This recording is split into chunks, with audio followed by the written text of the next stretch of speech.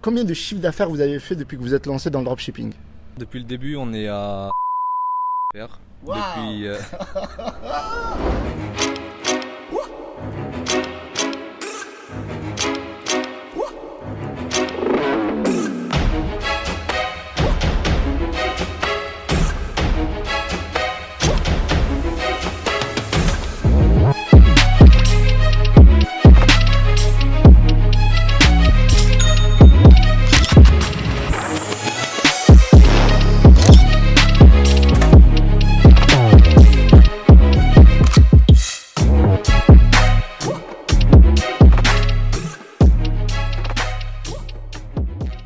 Refais un autre clap, vite fait.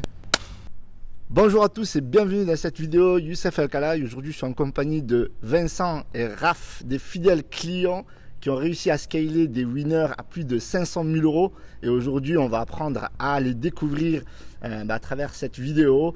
Donc bonjour Vincent. Bonjour, c'est le Youssef. Donc bienvenue à vous, en tout cas ça fait super plaisir. Surtout que vous m'avez envoyé des messages sur Messenger alors que je m'en souvenais même plus.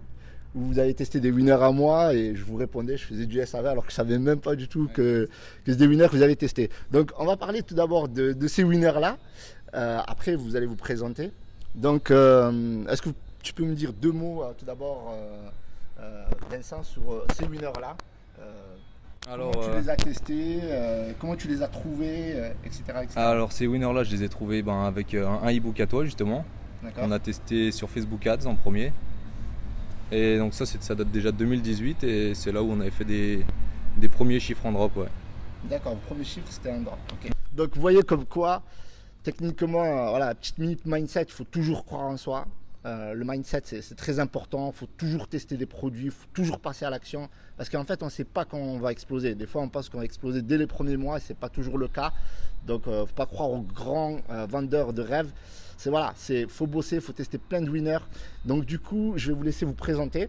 Parce qu'aujourd'hui, vous travaillez en team, en fait. C'est ça. Et on est à Malte. Et je vous laisse découvrir la belle vue parce que c'est vraiment magnifique. Donc, Raph, est-ce que tu peux te présenter? Tu as quel âge et pourquoi tu t'es lancé dans le dropshipping? Alors moi j'ai 22 ans, j'ai commencé en dropshipping, c'était il y a 2 ans et demi, c'était mi-2018. Donc on a beaucoup galéré, on a envoyé des cinquantaines de produits sans résultat jusqu'au Q4 de 2019 D'accord. où on a fait nos premiers 100 000 euros. Et en fait, pourquoi tu t'es lancé vraiment dans le dropshipping? Ce Et business voilà. model, en fait, c'est quoi qui t'a plu vraiment C'était plus pour l'indépendance, pour la liberté financière et pouvoir voyager. Ok. Et Vince, pourquoi tu t'es lancé dans le dropshipping?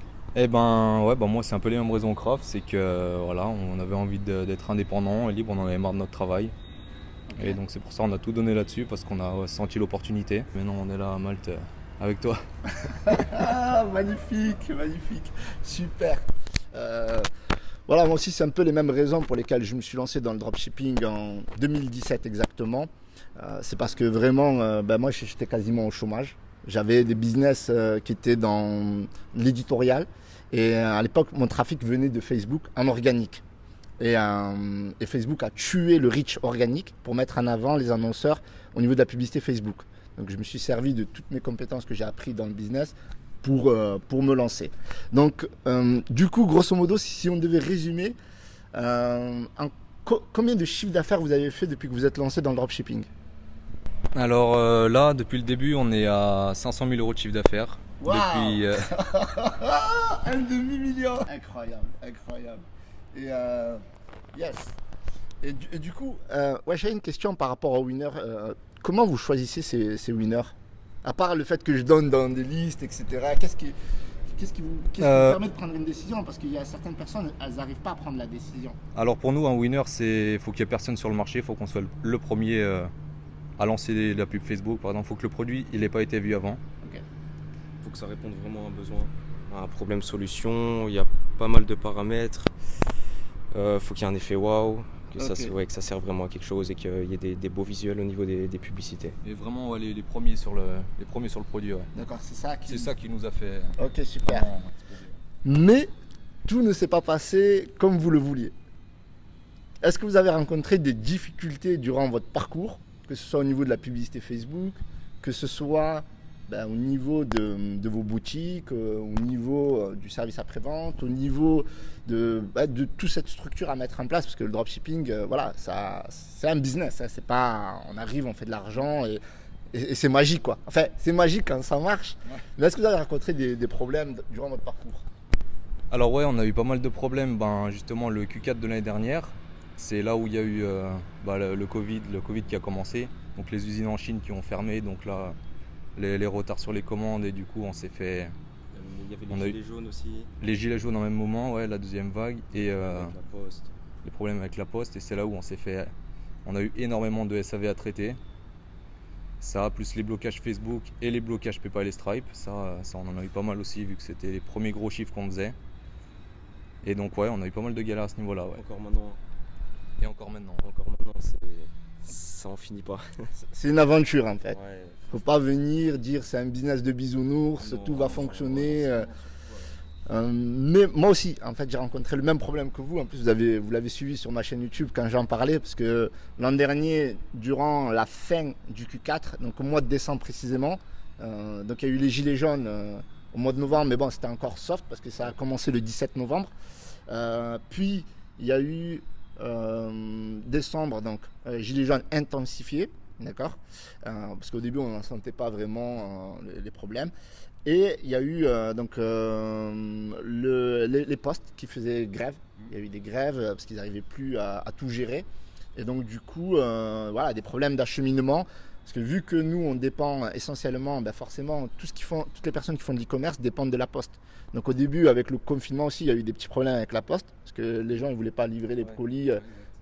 Parce qu'ils avaient peur de contracter le coronavirus, etc. Et puis à la fin, ça a glissé. Donc voilà, c'est ce petit parcours qu'on a en commun. Alors que voilà. Donc il y a un problème qui m'a interpellé dans ton parcours, c'est le service après-vente. Qu'est-ce qui vous est arrivé concrètement dans le SAV? C'est quoi les pires problèmes que vous avez rencontrés à ce niveau-là? Les pires problèmes, c'est d'être submergé dans le SAV. Donc quand on a une boutique à 100 000 €, il y a extrêmement beaucoup de commandes, beaucoup de clients. Et donc les clients, dès que ça dépasse un petit peu les délais, ils prennent contact par mail et tous les clients nous ont contactés par email pratiquement avec les problèmes qu'il y a eu. Et du coup on a eu extrêmement de mails et on passait des matinées entières à répondre aux mails. Et on s'est rendu compte que c'était tout le temps les mêmes questions qui arrivaient et à faire des copier-coller comme ça, on passait des matinées entières à faire des copier-coller. D'accord. Donc juste pour faire mon retour d'expérience par rapport au service après-vente, moi c'est quelque chose que je délègue à 100%. Alors moi j'ai une personne que je paye plus de 1 000 € qui s'occupe du SAV par mois. Parce que quand on fait du chiffre, forcément ça dépend des personnes à qui on délègue. Alors quand on est débutant, qu'on commence à faire nos premières ventes, si on délègue à quelqu'un, en général il faut savoir que la personne qui va gérer le SAV c'est au mail. C'est-à-dire en général ils prennent 50 centimes d'euros par mail, par traitement. Donc du coup vous vous rendez compte, si vous avez 1000 clients, ça fait à peu près 500 €. Donc ça peut vite, ça chiffre très très vite. Donc du coup, moi j'ai pris quelqu'un, je le paye, tu vois, comme ça moi il compte pas les mails. Voilà, c'est mon tips à moi, mais ça me coûte quand même plus de 1 000 €. Et juste avant de poursuivre, est-ce que tu peux me raconter une anecdote du service après-vente? Est-ce que tu as eu une cliente chiante ou tu avais beau même la rembourser, enfin je sais pas, n'importe, une cliente qui t'a vraiment fait chier? Ouais, il y en a qui reviennent toujours, même après remboursement, même quand ils ont reçu les commandes, ils reviennent pendant des semaines et des semaines. Souvent qui menacent aussi. Qui menacent. Les menaces. Alors ça, ouais, il y en a beaucoup, ouais. Incroyable. Et quel type de menace vous avez eu qui vous a choqué ou qui vous a fait rire? Je vais porter plainte, j'ai engagé un avocat. Les avocats souvent, ouais. Et aujourd'hui, vous avez une boutique qui tourne? Ou c'était le Q4, le confinement, maintenant ça marche plus le dropshipping ou... Ça marche toujours. D'accord. Ça marchera toujours, faut le faire bien. C'est plus comme avant. Ouais. Faut faire ça.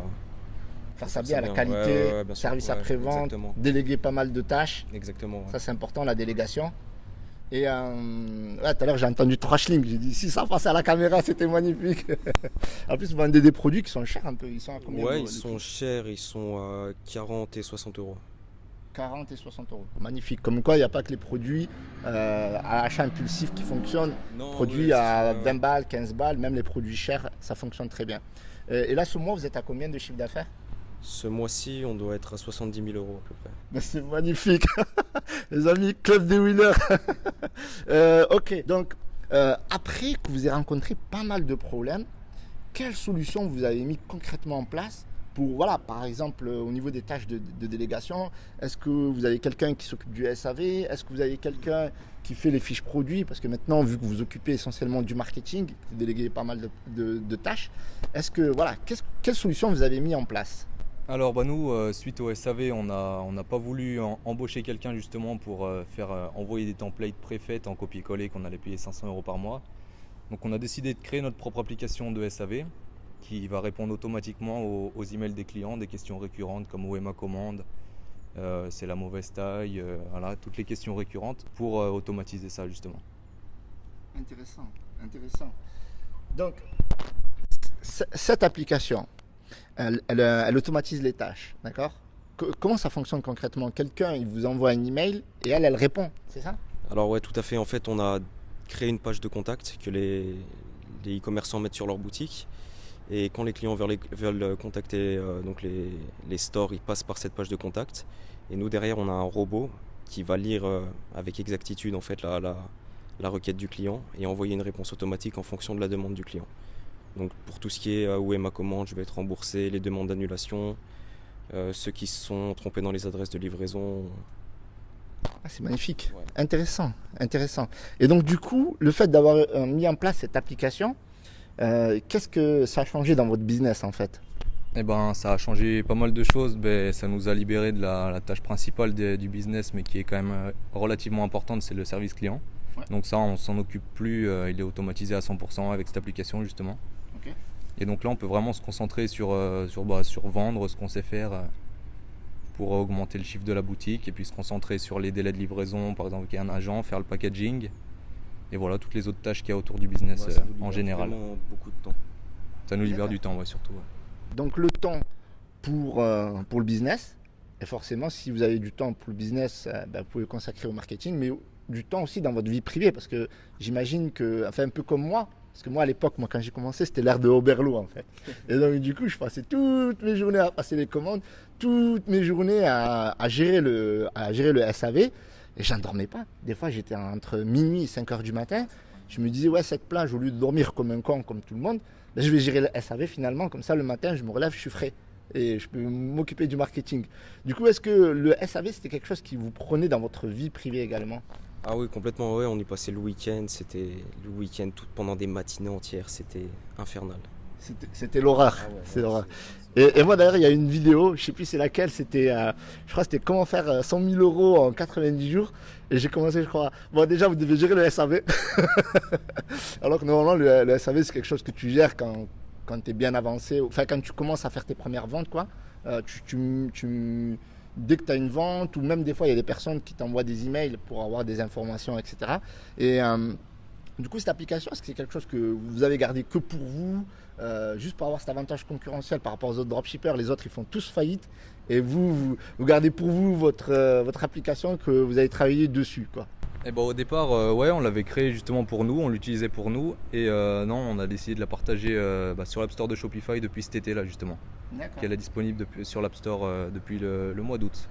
Ok. Maintenant, ouais. Et cette application, est-ce que les gens ils peuvent la tester quelque part?